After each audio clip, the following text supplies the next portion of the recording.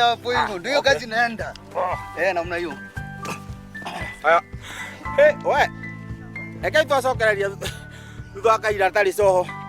Na Abdalla amefanya kazi mingi sana. Abdalla njoo hapa. Tulikuwa na Kenya ameniambia baada ya kuweza kuvuna ni wewe unapatiwa mahali. Uweze kuenda kuuza. Ni kweli. Lakini ameniambia hata kabla upatiwe ulikuwa na soko tayari. Ni kweli. Aje hivyo. Okay, kitu kwanza changamoto ambazo zilitufanya tupate tunatafuta soko mbele. Yes. Kama tulikuwa na changamoto pale tukuja tunanunuliwa viazi zetu kwa bei hafifu. Yes. Lakini sio pale vile tulikusanyika pamoja kama wana kikundi. Yeah.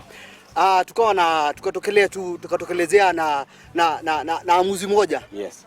Let us survey the market. Tulikuwa tunaenda kwa mikahawa ambazo zinapika chipsi, wanatuambia tunataka viazi aina hii. Na tukawaletea. Tunaenda kama wanunuzi kama wawili ama watatu. Pale hivi tuna bargain kwa soko na viazi ambazo anataka. Hapo awali unajua kwa watu ambao wanaitwa Karianime ndio tunaitaga brokers. Ndio wao. Hao ndio walikuwa wamemaliza mgongo wetu. Ukisha nima ndio wao wanakuja wanachukua mazao. Wao wanakununulia 20, wao waenda kuuza na 80 bob. Ni kweli. Na sasa hebu tueleze nyinyi mshaipitia hayo hapo awali before mkuje kujuana na extension officer wenu na pia Chef Biz. Wacha bwana Kimiti nikwambie. Hilo ndilo jambo lililotufanya tupate kushikana. Kwa sababu wakati ule broker alikuwa anakuja ananunua viazi, inaweka ngunia moja inashikanishwa kama ngunia mbili. Unaweka pale hivyo. Alikuwa anakanyanga stool. Anaweka viazi pale juu. Sasa kwa hivyo mkulima kazi yake tu ni kuchoka bure. Na nadhani kama ungetaka pale kitambo kabla hatujakuwa kikundi, upate kupeana mfano wa maskini, ungepatiana mkulima. Na sasa hivi hata ukiniangalia bwana liko chonjo bwana. Ni mkataba upi ambao nyinyi uweza kuagria kwamba hapa ndio tutafanya hivi, mtatununulia hii siku na mtatulipa hii siku? Kama mimi ambako mimi naenda kutafuta soko, huwa naenda tunaongea na yule ambaye amekuwa na bei ya juu. Kwa sababu viazi yetu inakuwa kati ya shilingi 20 na 30 per kg. Sisi tunauza na kilo. Si zile mangunia, ni kilo. Sasa kwa hivyo yule ambaye atakuwa na bei ya juu sana, huyo ndio ambaye tunaweka mikataba na yeye na tunakuwa na agreement ya kwamba viazi yetu atanunua. Na yeye naye anatuambia kwamba anataka aina gani.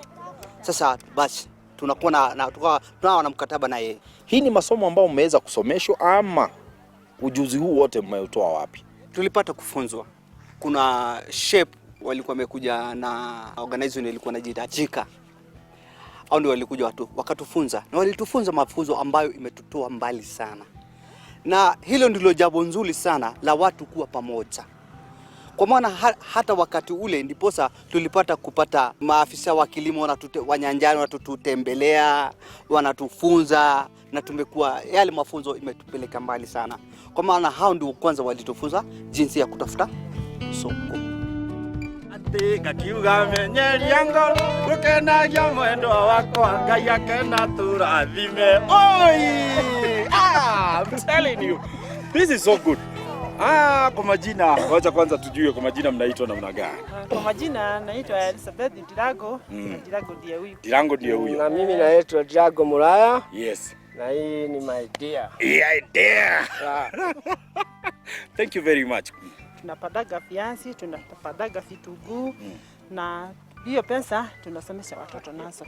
Yaani tulisomeshwa hali ya jeda na tukisomeshwa tukiwa na yeye tukajua vile tutafanya kazi tukiwa pamoja tusaidie familia yetu. Na kwa haswa kwa wakulima ambao tunatazama nyuma, mmeweza kuwafunza namna gani ili waweze kuwa pamoja vile nyinyi na waona pamoja? Wanatuita nyumba ya kazi. Nyumba ya kazi. Nyumba ya kazi. Sababu sisi tunafanyaga kazi tukiwa pamoja na watoto wetu na tukawa kielelezo kwa wao. Ni kweli. Hapo awali before muanze kufunzwa ama mpate hayo mafunzo, hebu tueleze maisha ilikuwa namna gani?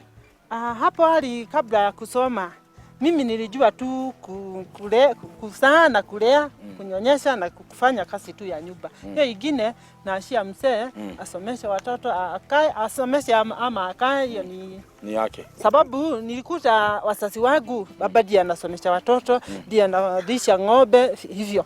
na mimi nikashukua tu mtindo ile mama anafanyaga. Maisha imebadilika baada ya masomo. Sababu wakati tulisoma yani kugawanya kazi na kufanya kazi pamoja. Yes. Nikiamuka mapema mzee na aamke aende kwa ng'ombe akakamue akipeaga majani na mimi niamuke nitayarishe chai, nitayarishe watoto waende shule, alafu kuanzia pale tukaenda kwa shamba tukafanya. Pesa ikikuja, mnunuzi akikuja tunauza viazi, mnunuzi akikuja pesa tunaandika kwa kilo.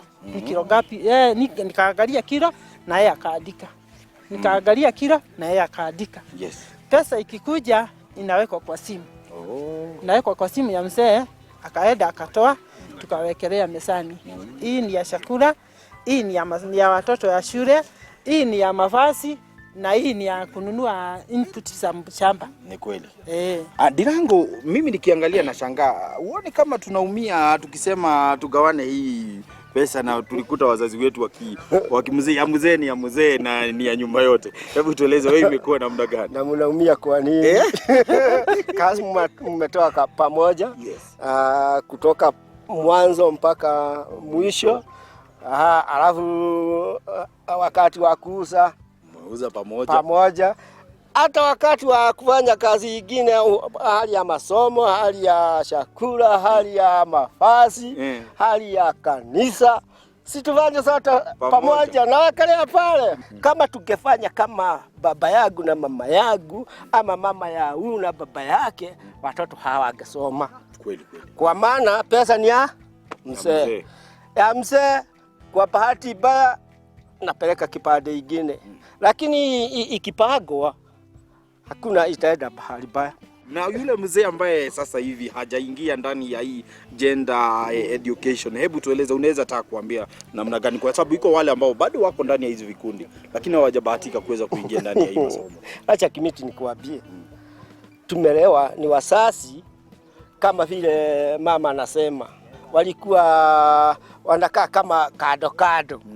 Kwa hivyo sisi ni lazima tujigeuse kwa sababu tufanye mambo mazuri. Ndego kufatira mukoro mwe kindu kimwe, aria mari athuri na atumia maikare mari kindu kimwe, tore makoragwo mari ngwataniro. Ndie kanguga ta mugikuyu reu kiria gitiri uthari uria munyitanagiro riri ona guku kungi munyitanire ni tondu au ni hagiriire. Soja asikiria mami. Endeni mkiwa pamoja. Kwa sasa tunaenda mapumzikoni. Baada ya muda usio mrefu tunarejea na tutakuja tuzungumze na wale ambao wameweza kushirikiana nao, the extension officer, na pia wale ambao ni wa kutoka Shape Biz, na pia waweze kutuzungumzia moja ama mawili kuhusu the group na ni wapi wameweza kushirikiana na group kama hizi. Usiguze mtambo, tunarudi baada ya muda usio mrefu.